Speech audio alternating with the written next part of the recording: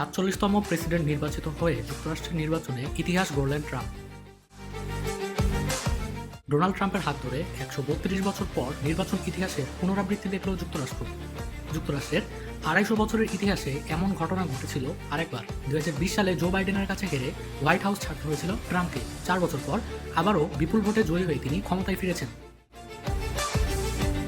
মার্কিন প্রেসিডেন্ট নির্বাচনের সবশেষ পাওয়া ফলাফলে রিপাবলিকান পার্টির প্রার্থী ডোনাল্ড ট্রাম্প 312টি ইলেকটোরাল কলেজ ভোট পেয়েছেন।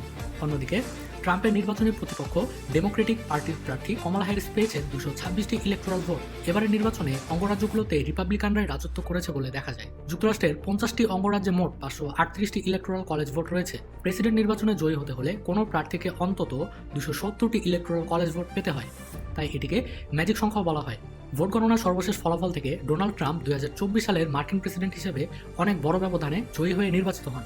এবারের মার্কিন প্রেসিডেন্ট নির্বাচনে ট্রাম্প শুধুমাত্র স্পষ্ট বিজয় অর্জন করেননি, বরং তিনি দুদুল্যমান হিসেবে পরিচিত 7টির মধ্যে 5টি অঙ্গরাজ্যেই জয়ী হয়েছেন।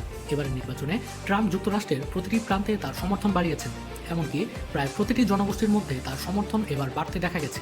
2020 ও 2024 সালের নির্বাচনের ফলাফলের মধ্যে যদি তুলনা করা হয়, তাহলে নির্বাচনী মানচিত্র লাল রঙে ছেয়ে যাওয়ার দৃশ্য চোখে পড়বে। নিউ ইয়র্ক টাইমসের অনুমিত হিসাব অনুযায়ী ট্রাম্প গত 20 বছরের মধ্যে প্রথম কোনো রিপাবলিকান প্রেসিডেন্ট প্রার্থী যিনি জাতীয় সাধারণ ভোটেও জয়ী হয়েছেন। মার্কিন প্রেসিডেন্ট হিসেবে ট্রাম্পের জয়ী হওয়ার পর প্রশ্ন দাঁড়াচ্ছে যে ট্রাম্প সরকারের পরিকল্পনা কেমন এবং কি কি হতে পারে। যুক্তরাষ্ট্রের 2024 সালে নির্বাচিত প্রেসিডেন্ট ডোনাল্ড ট্রাম্প জানিয়েছেন জানুয়ারি মাসে দায়িত্ব গ্রহণের পর তার প্রথম কাজ হবে রাশিয়া ইউক্রেন যুদ্ধ বন্ধ করা। 15 নভেম্বর শুক্রবার যুক্তরাষ্ট্রের ফ্লোরিডায় আমেরিকা ফার্স্ট পলিসি ইনস্টিটিউটের অনুষ্ঠানে এই বক্তব্য দিয়েছেন মিস্টার ট্রাম্প। তিনি বারবার বলেছেন যে দায়িত্ব গ্রহণের পর তিনি অবিলম্বে ওই যুদ্ধ বন্ধ করবেন। এরপর তিনি জানান তার অন্যান্য অগ্রাধিকার হবে মধ্যপ্রাচ্য এবং দুর্নীতিগ্রস্ত ভঙ্গুর ব্যর্থ প্রশাসনকে সাফ করা। কিভাবে কি করবেন সে বিষয়ে তিনি বিস্তারিত কিছু বলেন। প্রেসিডেন্ট হিসেবে ডোনাল্ড ট্রাম্প ক্ষমতায় আসার পর বিশ্বের বিভিন্ন রাষ্ট্রের সাথে পারস্পরিক সম্পর্ক নিয়ে নানা তথ্য উঠে আসছে। এর মধ্যেই আলোচনায় রয়েছে ভারতের সাথে ট্রাম্প সরকারের সম্পর্কের বিষয়টি। যুক্তরাষ্ট্রের প্রেসিডেন্ট নির্বাচনে জয়ী হওয়ার কারণে ডোনাল্ড ট্রাম্পকে সরাসরি ফোনই করেছেন ভারতের প্রধানমন্ত্রী নরেন্দ্র মোদী, এবং তিনি নিজেই তার সামাজিক যোগাযোগ মাধ্যমে এক্সে নিজের ভেরিফাইড অ্যাকাউন্ট থেকে টুইট জানিয়েছেন। এর আগে তিনি মিস্টার ট্রাম্পকে অভিনন্দন জানিয়ে তাদের দুজনের কিছু ছবি সহ আরও একটি টুইট করেছিলেন। এই দুটো টুইটেই নরেন্দ্র মোদী মিস্টার ট্রাম্পকে বন্ধু হিসেবে সম্বোধন করেছেন।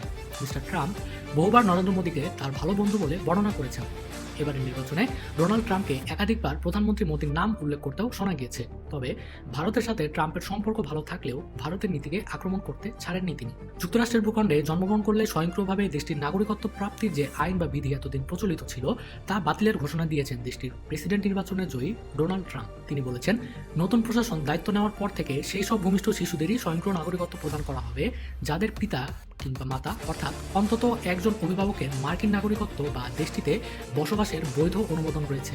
যুক্তরাষ্ট্রের ভূখণ্ডে জন্ম নেওয়া কোনো শিশুর স্বয়ংক্রিয়ভাবে নাগরিকত্ব প্রাপ্তির জন্য ওই শিশুর পিতা কিংবা মাতা যে কোনো একজনের নাগরিক হওয়া বা যুক্তরাষ্ট্রের বৈধভাবে বসবাসের অনুমোদন থাকা জরুরি। এই নিয়মের বাইরে বসবাসকারী জনগোষ্ঠীকে অবৈধ নাগরিক বলে গণনা করা হবে।